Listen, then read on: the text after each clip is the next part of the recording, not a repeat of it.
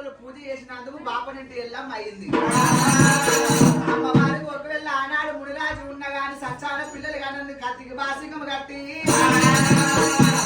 ఏంటి పేరు నౌసా. అందుకు మనం నౌసి పూసబెట్టి చంపిడు.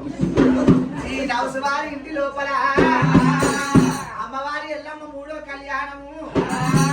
కళ్యాణం ఎట్లా చేస్తురో కష్టాలన్నీ దూరం అయిపోలే. వాళ్ళ సదా కుటుంబం అంతా చల్లగా ఉండాలి. కొడుకులు కోడళ్ళు బిడ్డలు మనమల్ని మనమరాలు కోటికి పడెత్తాలి. పాలివాడి కన్ను పగవాడి కన్ను దూరం అయిపోవాలి. అమ్మవారి ఎల్లమ్మకు బాసింగము కట్టి పాలివాడి కన్ను బరకత ఉండాలి. పాలివాడి కన్ను పగవాడి కన్ను దూరం అయిపోయి ఎల్లమ్మ కళ్యాణ ఫోటోలు అయిన నిధులు వస్తుంది. ఎప్పుడు అవుతుంది ఎప్పుడు పోవాలని ఉన్నది చెప్పి చేయబెట్టుకొని పోతున్నాం.